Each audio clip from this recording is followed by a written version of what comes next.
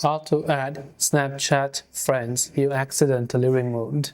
If you happened to accidentally remove some of the Snapchat friends that you have on Snapchat and you would like to add them back. Now for that, first of all, just launch the Snapchat application on your device.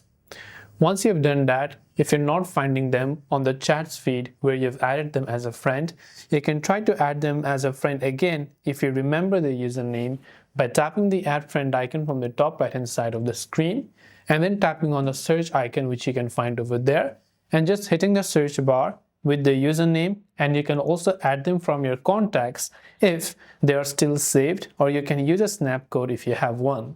This way you can add Snapchat friends that you might have accidentally removed.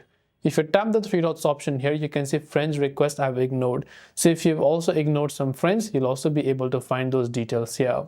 That's it for this video. If you have any questions, feel free to leave them down. Thanks for watching and see you in the next video.